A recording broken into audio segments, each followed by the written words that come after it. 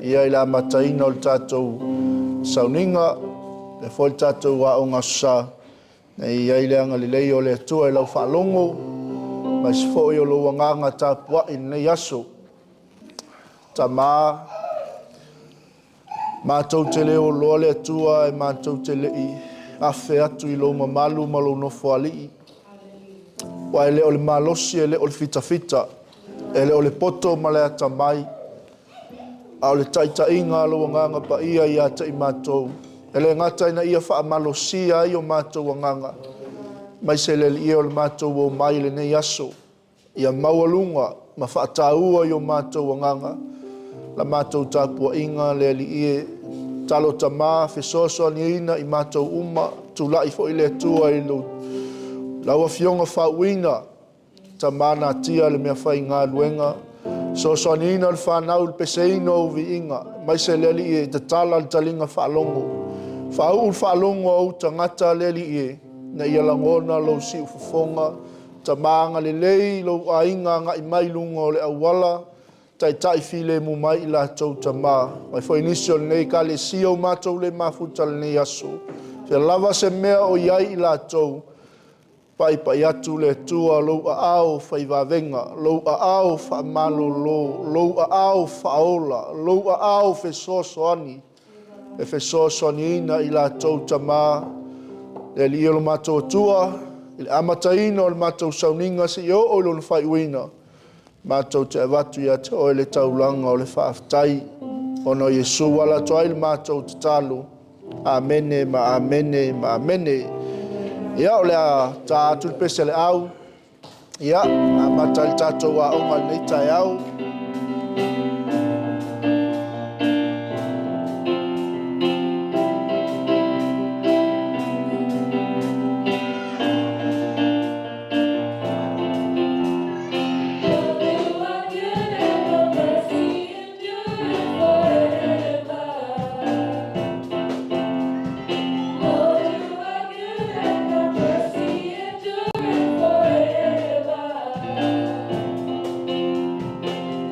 You are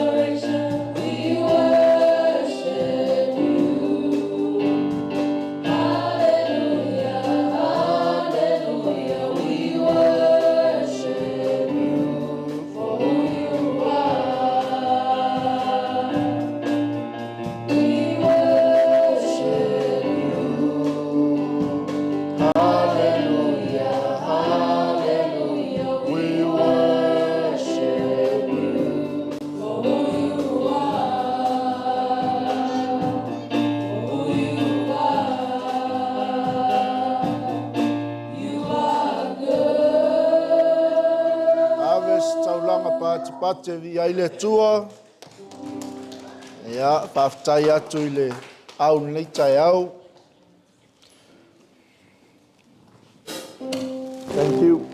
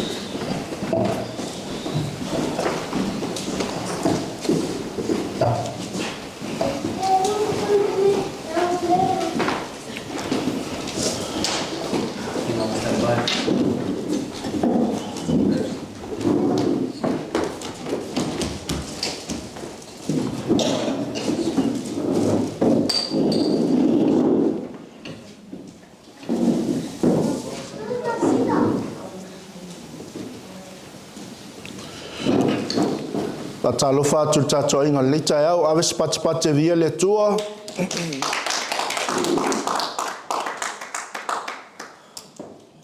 Ya, fatalofa ilo tua oi, fa istala manaia.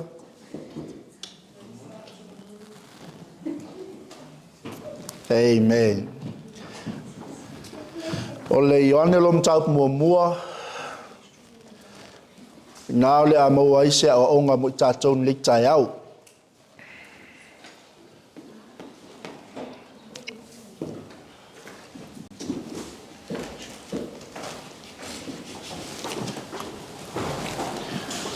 So e lau tusi maa unei tai au, I le Ioane lom taup mua, Evangelia Ioane, I nā ole a ngā iel tātou a onga sāli nei tai au.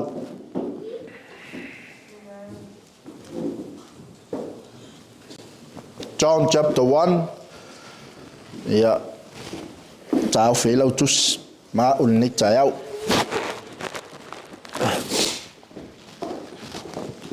Ole autu o tātou a onga nei tai au.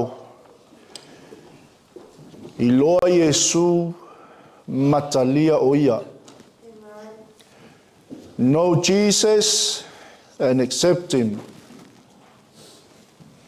If you hand your Bible and your journal and your pen, yeah, you can note it down. Our Sunday school lesson this morning, John chapter 1. Ole Evangelia Ioane lom taup mua. I loa Iesu matalia o ia. E folinga mai il tātou autu e lua ni vaenga ese o lo whapengao na ngā ia toa il tātou pa onga sāli nei tai au. Ai ole a tātou sā vali malie, nia ia mawhai o na wā ililina mo I tātou. Le tātou autu nei tai au, o le whaalinga Ioane le apostolo. Na ia toe wa ai le toe a fio mai o Keriso, o le tupu, o le Mesia, ma ua tā ua lona suafa, o le upua le atua, ma le li'i o li'i. In this chapter, we're going to read. It is the revelation of the Apostle John regarding the coming back of Jesus Christ and revealing us His name. The Word was in the beginning, and the Word was with God, and the Word is God. Amen. Ole whaitau po le upu ole atua o lo whamtalaina I le upu eleni o lo I totonu o le whai upu mua o lau tuspa ia o le lo kou. I whamtalaina ai le mea moni o le atua o le lo kou. Hallelujah.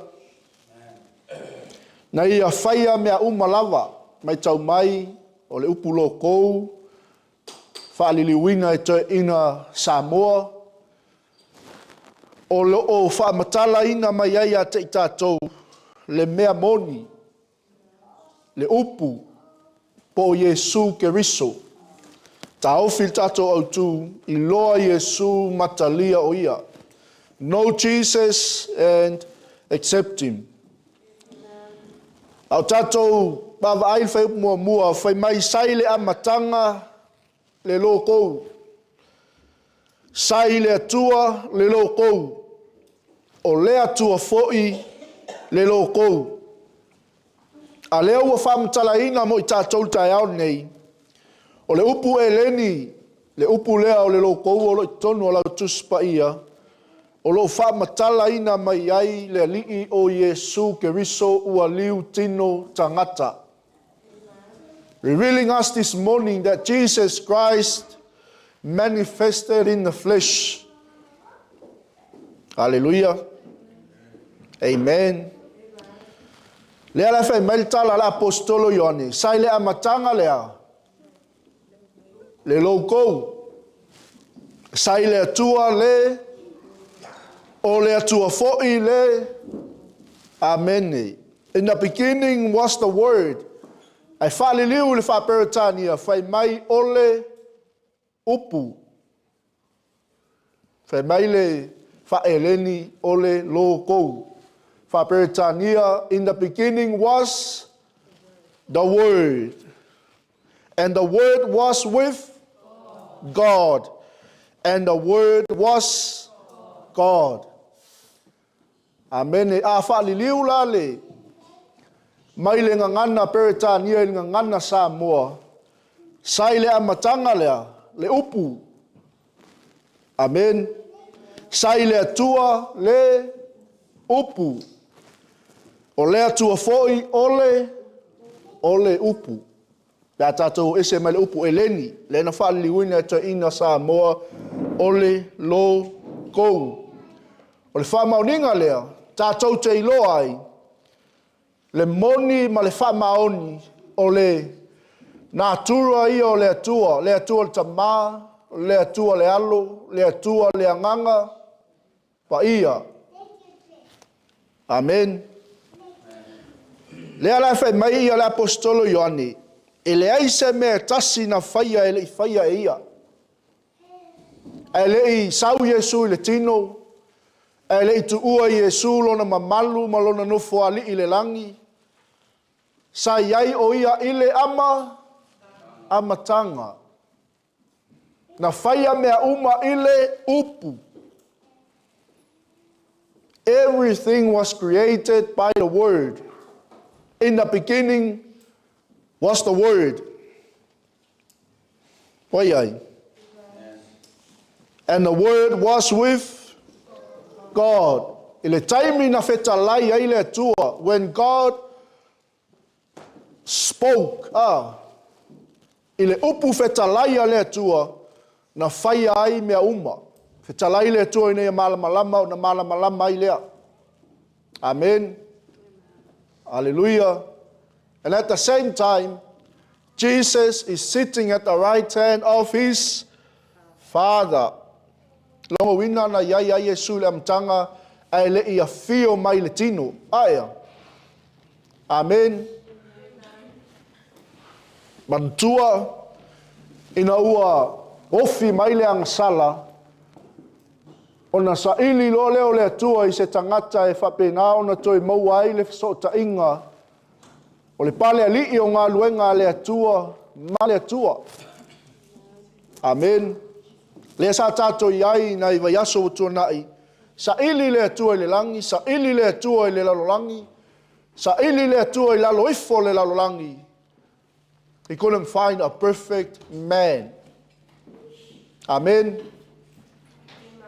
Ona fina ngalo lo leo le tua ilona fina ngalo malie pe on tatou fasoa na fa malie lava le tua lona fina ngalo ile awinga mai o lona alo pele to tasi e faile tong yola mo tangata uma ina ia toi maua le mafutanga tātou male atua. Amen. Can you see the picture this morning? The Word was in the beginning. The Word was with God. And the Word was God. Amen. Whainai sila iai. Sai le amatanga le lokou. Sai le atua le lokou. O le atua fo'i ole lokou. Amen. E iai la tala inga, e iai tali tonunga, e iai tangata whai mai e ese Yesu, ese le atua. A le whai mai lau tuspa ia i a te oil tai au nei, o le atua ole lokou. Oh, it means Jesus is Lord. In other words, aya. O Yesu ole upu, o Yesu ole lokou. Ni liu malingana e leni ngana Samoa, liu malingana e leni ngana Bureta ole upu. Ka ese le ata mai o to ina Samoa aya. Amen. Me le fai mai tala tuspa ia, o tuspa ia o malava, e mai le anganga ole atua ia. E a oao, e whaatonu, e whaapoto, ai le tangata. Amen. Hallelujah. Na whaia la mea umalawa, ele upu, po o Yesu ke riso sai le amatanga, ele aise me tasi na whaia ele I whaia ia. Sai a te ia le ola, o le ola fo'i o le malama lea o tangata. Aya. Amen. Se sila whau poe lua. O ia lava sai le atua I le amatanga o ailea o Yesu ke riso. He was with God in the beginning. Ao le persona lona lua o le ainga atua aya. Amen. So sai ia ala le Yesu I le amatanga. Whaatasi malona tama ai le I liu tino tangata mai le alo le atua. Aya. O ia lava sai le atua I le ama. He was with his father. He was with God in the beginning. Si sila whau poe tolu. Na ia whaia mea malava. Ele ai fo'i se mea e tasi na whaia ele I whaia e ia. Amen. Ina wafio mai Yesu la langi nei to tele le au tausi tu la fono, to tele tapua inga, mele au ngi tatou mapolotu. Aya. Hallelujah. You name it yourself, or the religion today, ia ai pepe a tatou talitonunga. Aya. Sau Yesu o lewa na iei talitonunga. Hallelujah. Sau la Yesu e sila fia le leia Yesu mea malava. Ai o tala fia mo tātou tai au nei. Na sau ma le alofa tu noa o lona tamā. Amene. O le alofa e whaapale pale. O le alofa e ono sai. Hallelujah. E fe po le al tātou leanga, o le al tātou wa tātou te anga sala I aso aya. Hallelujah. Yang sala wa ai. Yang sala tautala. Yang sala o tātou mata. Sala me sa vali o tātou vai. Wai ai. Ai whaftai ngā whio mailo na alu. I lona tino tangata. Ina ia toi maua le mafutanga tātou ma lona tamā o le na whaia I tātou aya. Amen. Ia, se sila whau poe whā, whai mai sai a te ia lea. Leola. Amen. O le ola le tātou te ola ai, e leo se ola mai se tangata. Sau Yesu ea. Sau Yesu na toi whatuina mai tātou mai le whawhanonga. Toi whatuina mai tātou mai le malaia. Jesus came on earth to resurrect us. Amen. Hallelujah. In him was life, and that life was the light of all mankind. If I might, that life was for a specific religion. No. O le atua o tangata ola uma. Hallelujah. Amen. Me le aua tātou te mapolotu. O le atua o tangata ola uma. And the Bible says, in him was life, and that life was the light of all mankind. O lo tala noa il tangata. Amen. Fio mai la Yesu, na fio mai ma le malamalama, o le malamalama o le ola fo i lea o tangata uma. O lono winga, e mana o mia e tā ua Yesu. Amen. Ei lotu a oi, uso. I need Jesus. We need Jesus. In our daily walk, tātou sa valinga i aso uma, e mana o mia e tā ua Yesu. Amen. Whai loto a oi, aua e te alu e tia Yesu. Know Jesus and accept him. Hallelujah. O ta masani teimi o tala inga, e tui atu loswa, me mato i loa. Aia. Mato i loa. A whi mei tato autu, i loa Yesu ma talia o ia. Longo winga, ese mea nei lua. Mwhai langa su e lau tusi le mua le ioane lom tau pue lua. Se i tau wha malama tili lwa inga leo. Mua le ioane foi e tolu le pito i tua pia whai e wangalo ia te oe. Nta upue lua. Aolon whai upue wha. Ele lei al tato o le upua le tua. E wha mao ni ai. Và anh tato le sona aya. Know Jesus and accept him. Not just knowing him. 1 John chapter 2. Wai landa i ngā tusina. Wai tau nu. O nai su e alau tusi. Say amen befe o maua. O te le mana o te alu na wa. Ma tau te o fatas. Wai ai.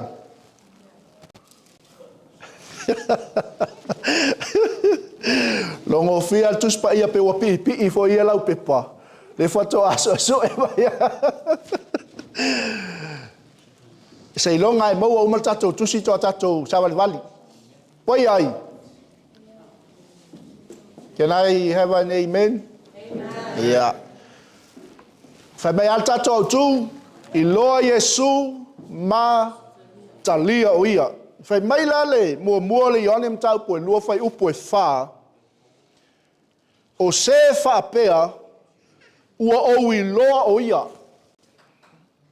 Ai le tausi e ia na polo inga. O le pepelo lava lea. E le o i totonu ia te ia lea. Le upu moni. Toi whafonga o se whapea ua o i loa. E whe me alau tuspa ia. Ai le tausi e ia ana polo inga. O le pepelo lava lea. E le o i totonu ia te ia le upu moni. E ese la le ilo ese lea. Talia aia. Whawheon tato i lo tato talia e ia. E tausi i ana fionga. Amen. Hallelujah. Ina ua iai se lua maftanga wa wala lata maloa li. O le na maliu mo oe. O le na maliu mo au. When you have that intimacy relationship with Jesus Christ, that means you accept him. We all know Jesus. Amen. But we need to accept him. How do we know we accept him in our hearts? So that we obey his commandments. O le almele talanoa il apostolo. O le upu ale a le tua, po o le upu moni. Praise the Lord.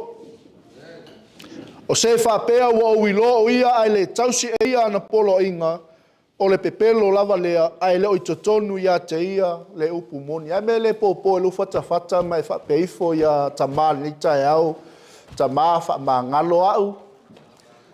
Ai o te talia nei o ilo uloto nei tae au. Whaftai anganga pa ia. Amen.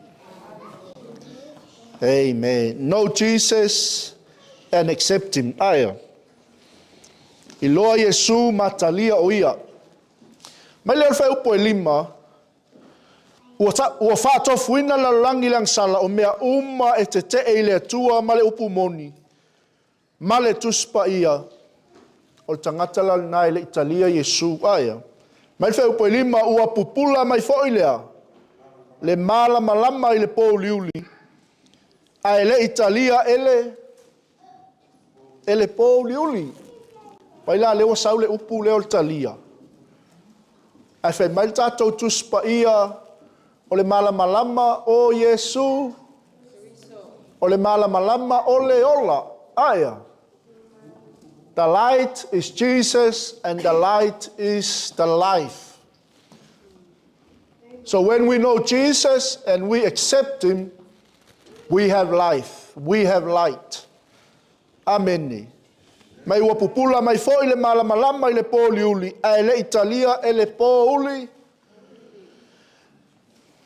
He, the light, shines in the darkness, and the darkness has not overcome it.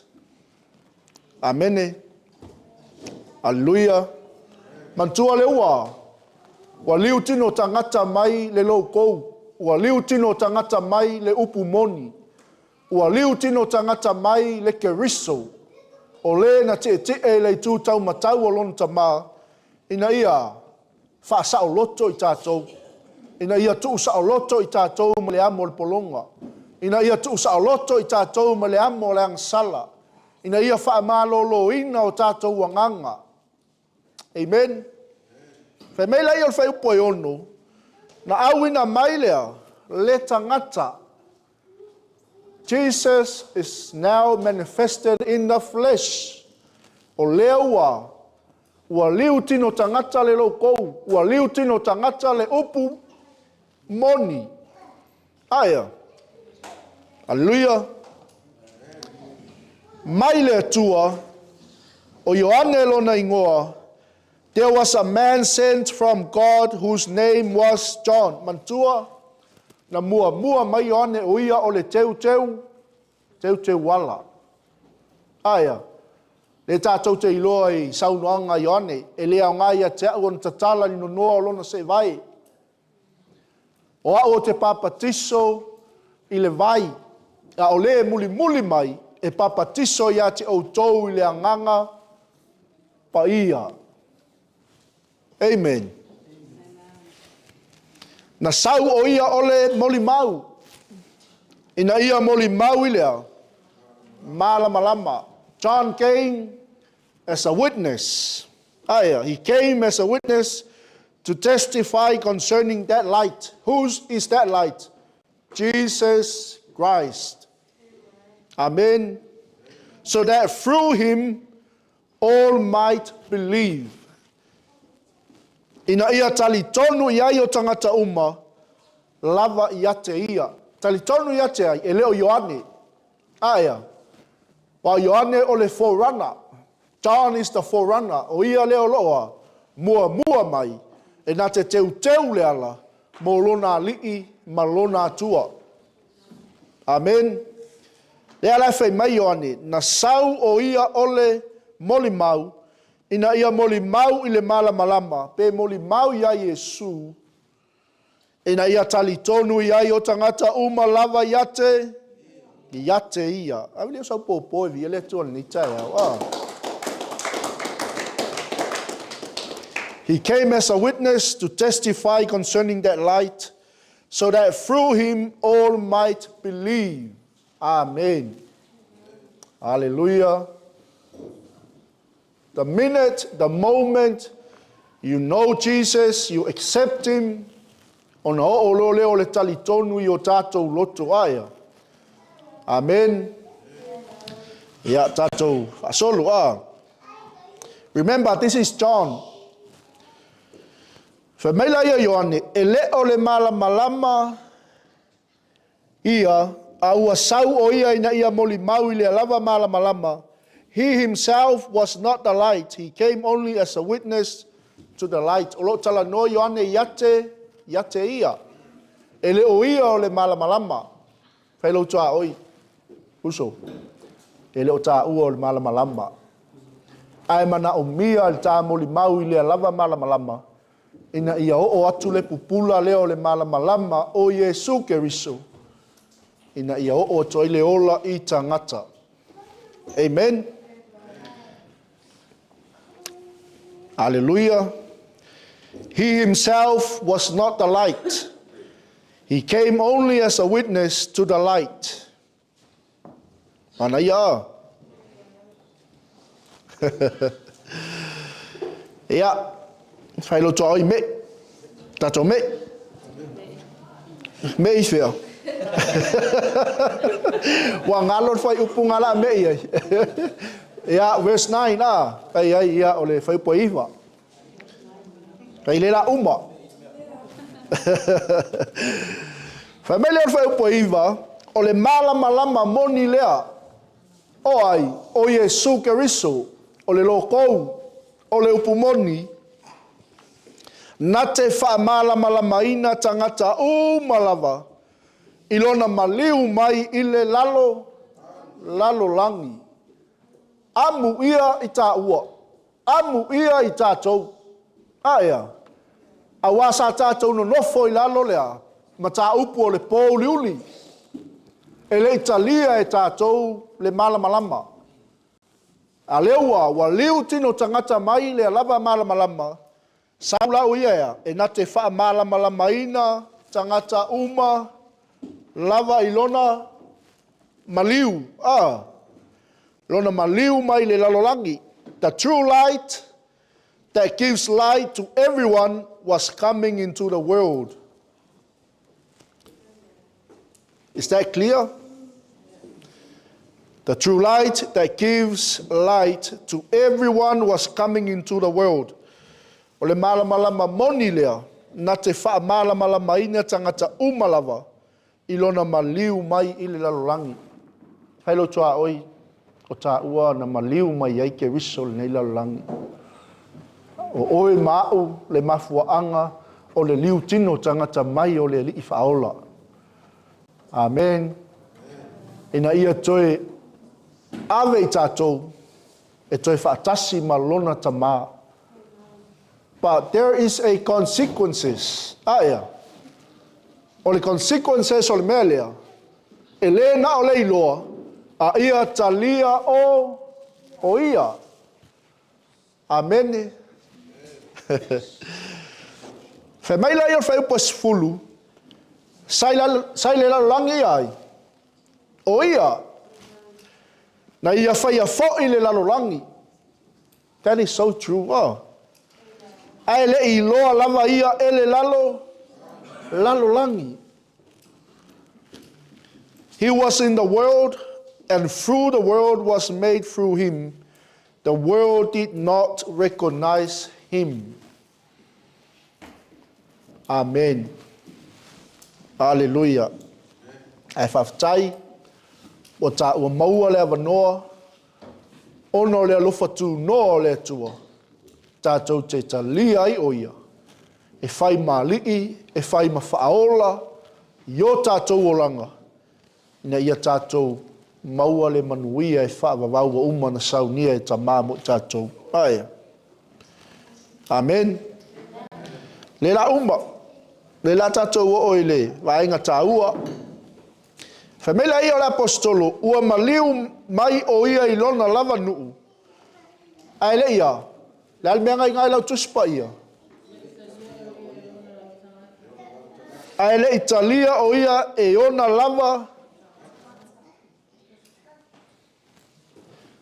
So o le manuia sa le te tau o na tau o maua. O le manuia sa le tatau on tātou deservinga. Amen. Ua maliu mai o ia I lona lavanu. Ai leia. Talia o ia e ona lava tangata. So ole. Vaenga tā ua lea le tuli tuli atu mo le tātou wa onga le tai au. Ina ia e talia o ia. Ina ia tātou wa talia o ia. Leanga leua maua lo tātou wa vanoa. Aia. Ngā te te lo le nuu o le atua. Matangata o le nuu o le atua. I le fio mai o la tau mesia. Maua loa ma tātou wa vanoa. Le vanoa ai. Le vanoa o nu ese. Aya. He came to that which was his own, but his own did not receive him. Lea laua whaasanga mai le tua iate ai. Iate oi mau. Iai tātou uma. Sa le tatau on tātou maua le manuia. Whai mai lo leo whai upo e se fulu ma le lua. A oi lātou uma. O e natalia o ia. Ma whaatua tua I lona suafa. Na ia. Na ia avatu iai o lea manu. Ameni. E ta uai I lātou ma. Avileo spo poivi I ele tua.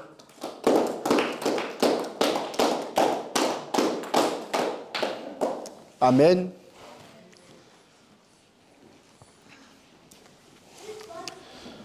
We have to accept him in our hearts. Tau tātou talia o ia lona loto. Wa oi tātou, oi le tangata ua manatu mai ai le tua. Ua fuli tua ai lona nuu. Ua uma ona ia fola ina. Maona tangata na ia polo misi ai. A leala ua mau ai le avanoa. O I tātou o tangata sa ola I lalo on tā upu o le pou liuli. Whai mai leo le fionga le tua. A o I lato uma. A o oi. A o au. Mai tātou uma. O e na talia o ia. Ma wha atua tua I lona suafa. Le suafa e sili suafa umalava. Le suafa o lo iai le ola. Le suafa o lo iai le malama. Le suafa o Yesu Keriso. Na ia avatu iai o lea manuia. Ia avea I la tau ma whānaua lea. Whānaua lea tua. Amene. Yet to all who did receive him, to those who believed in his name, he gave the right to become children of God. Amen.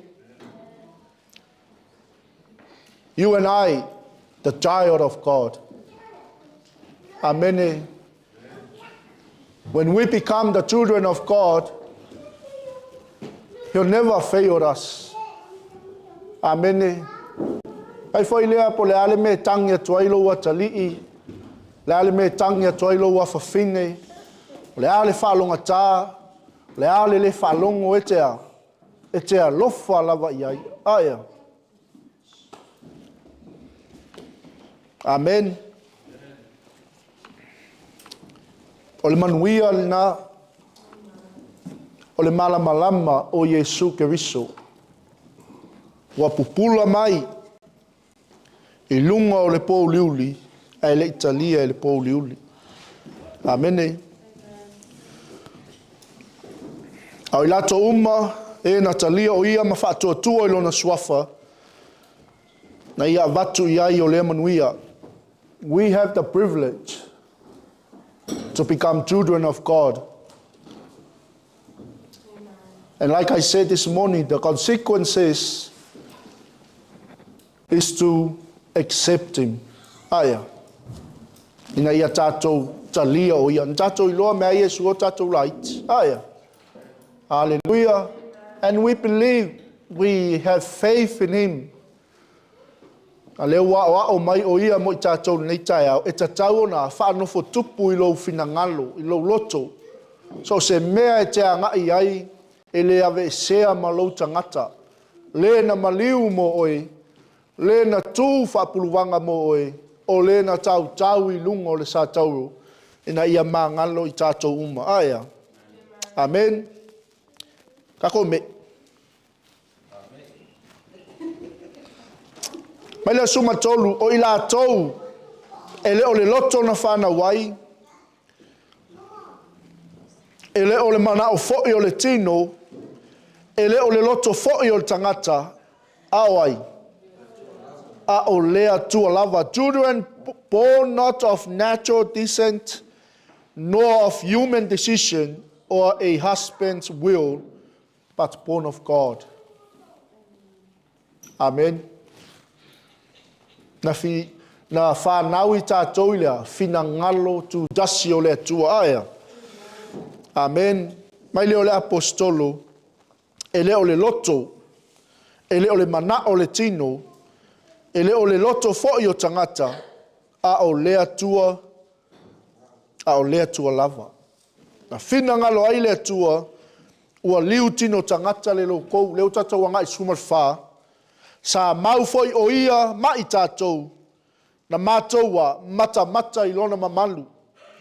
O le mamalu lava lea o le alo e toa tasi o le tamā, ua tumu o ia I le alofa tu noa ma le wha maoni. Amen.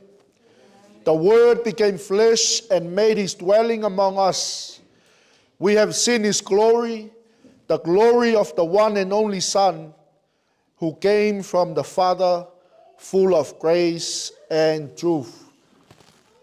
Ai sila le Ioanes fulu fai upo e tolus fulu, I le ana sau noa ma ia Iesu, iana lava upu, o au nei male tamā e tasi I maua. Hallelujah. Amen. I and the Father are one. Ua liu tino tangata le lo kou, sa mau foi o ia mai lātou, na mātou mata I lona mamalu, o le mamalu lava lea o le atua e toa tasi o le tamā.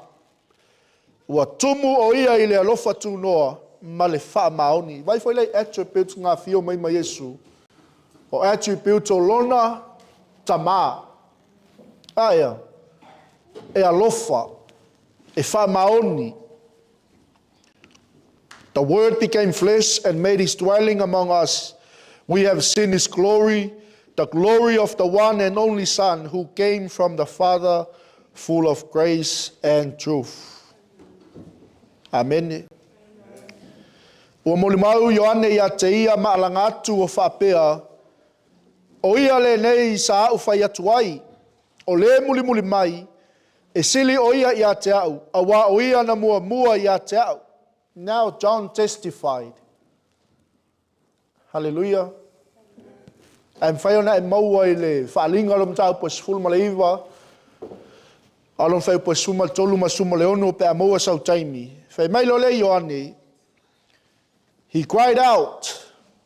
John testified concerning him, who, that is Jesus, saying, this is the one I spoke about when I said, he who comes after me has surpassed me because he was before me. Amen. E ui leua mua maritala inga Ioane, a o Yesu na iai o ia ile amatanga.